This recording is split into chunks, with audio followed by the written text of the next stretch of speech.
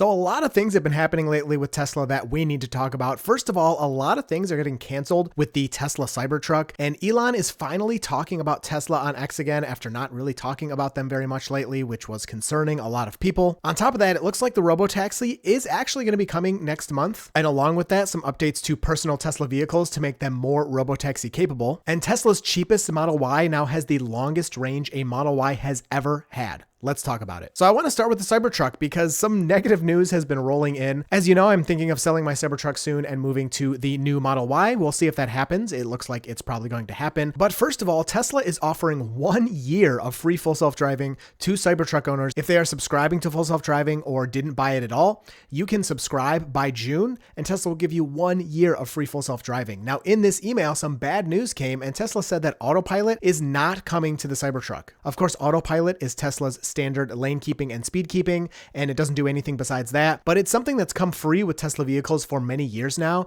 and it's been noticeably absent on the Cybertruck. People were wondering, when is this finally going to come? It's a basic feature. You have a $100,000 Cybertruck, the Cyber Beast that you can buy, and it doesn't even come with basic autopilot. Well, now it's never going to come.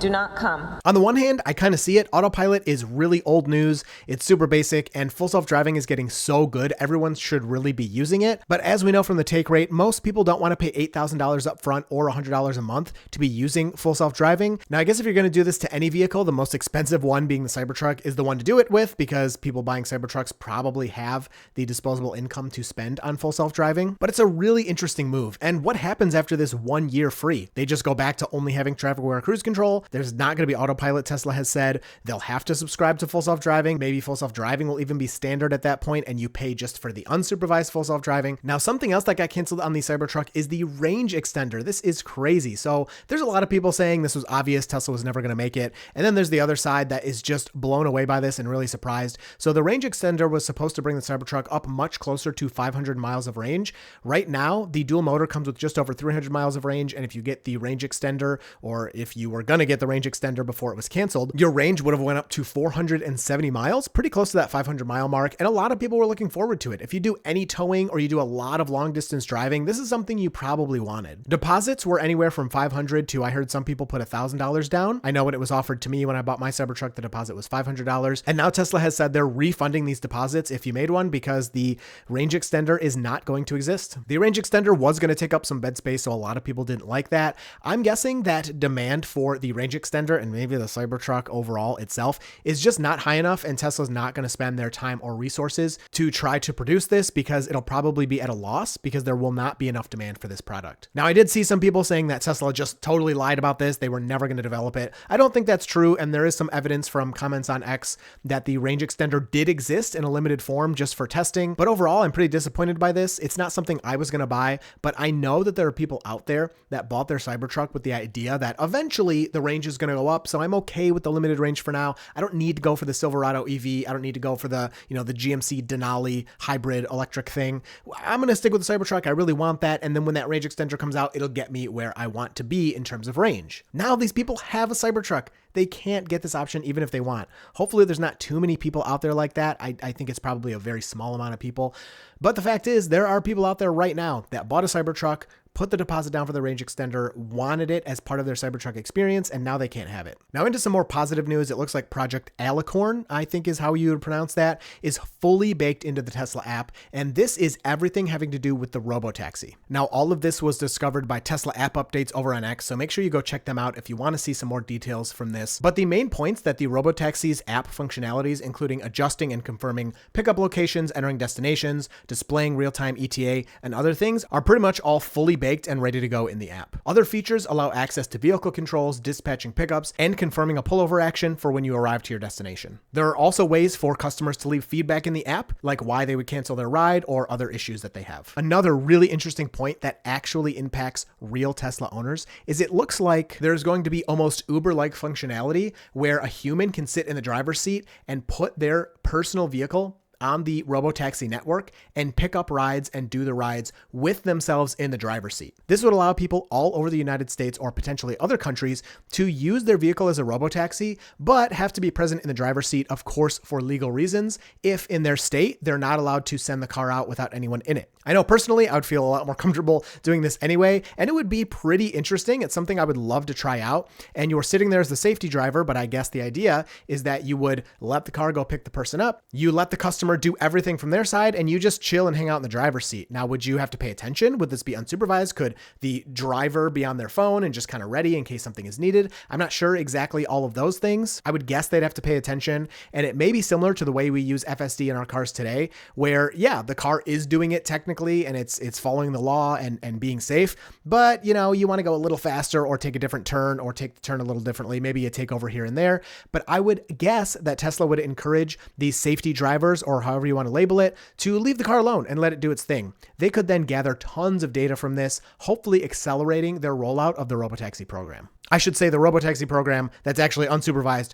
without a human in the driver's seat. Other updates related to this is Smart Summon is going to get an update that not only is going to increase the range of how far away from the car you can be when you summon it to you, but you also are not going to have to hold the button down. So as of right now, if you use Smart Summon, you have to hold the button down, watch the car. I think, again, you'd always want to watch your car anyway, but you hold the button down on your phone as it's coming to you. If it messes up or you're uncomfortable, you just let go and it'll immediately stop. With this, it sounds like you just be like, hey, come pick me up. And then you're just hanging out. You don't have to stare at it. You don't have to stare at your phone. You don't have to monitor it so much. And the car will just show up within a few minutes or a few seconds or whatever. And you can hop in and presumably it would then self-drive you to your next destination. The theory is that with these updates, Smart Summon should be a lot more similar to how FSD supervised works right now. So much more capable, more fluid, a little bit faster, and be able to move around the world more naturally. Now, there is some speculation that this is initially only going to come to the new Model Y because it has the front bumper camera. And of course, maybe Cybertruck, but as of now, Cybertruck doesn't have any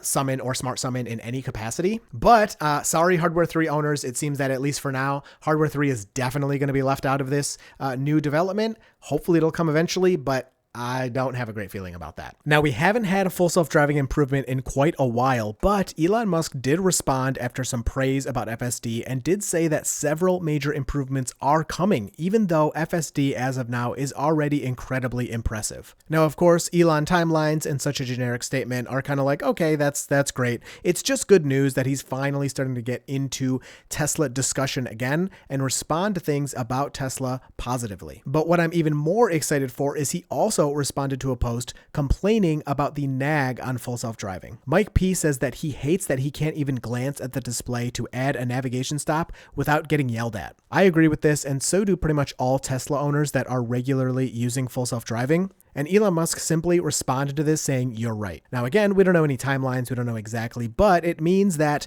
Elon knows, which now means the Autopilot team knows, the nag is a little too aggressive. It's annoying. Full self-driving is safe enough. It's time to reduce these nags at least slightly. Now, the new Model Y, of course, has been delivering for a little bit now. Deliveries are maybe good. You don't know. We'll see. We have to check with quarter 2, and I would say probably wait for the end of quarter 3 results to really see how this vehicle is selling. But the new rear-wheel drive version of the long-range Model Y has now been announced, and it is like $4,000 cheaper or something, I think, but it doesn't have the same 1.99% financing promotion that the all-wheel drive has. So if you go to finance the vehicle, the monthly payment on the long-range all-wheel drive or the long-range rear-wheel drive is almost exactly the same. So if you're financing, it doesn't make any sense to pick the rear-wheel drive unless you really want those few extra miles for whatever reason. But the really exciting part about this new Model Y is it has way more range than the old rear-wheel drive Model Y. Now, this one has a bigger battery pack, so it's not really a comparison, but the fact is you can get a rear-wheel drive Model Y with a ton of range, 357 miles. And what's even more interesting is it has only 6 miles less range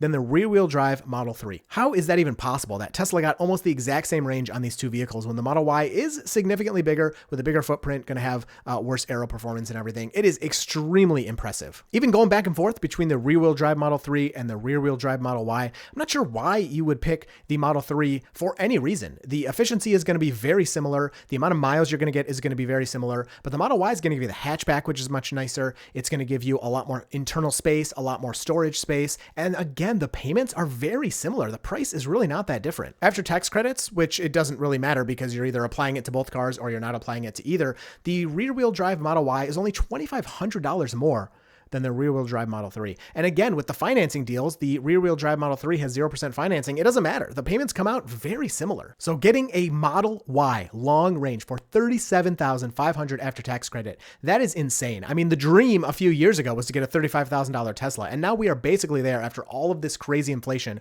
And it's a Model Y. It's not even a Model 3. It's not even stripped down. All it has is rear-wheel drive. It still has the good sound system, the good interior. They didn't really take anything out of it. So if you're thinking about getting this vehicle, I actually think I would jump on it pretty quick because they may start stripping stuff out of this eventually. As you know, Tesla kind of does things as they go, they list it. And then if they want to take some stuff out, they'll do that. And then it'll just randomly update on the website. They don't wait for model years and things like that.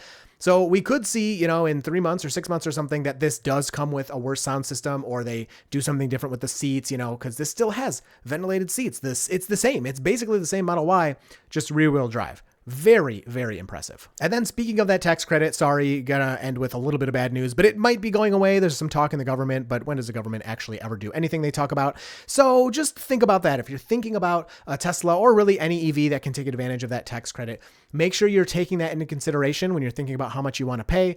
Who knows what's going to happen in the next few months or even year or two with these vehicles and tariffs and all the crazy stuff going on. It may become really expensive to get one of these vehicles, or Tesla may keep pushing promotions and prices continue to fall. I think right now is actually a really good time if you're thinking about getting a Tesla. It may be time.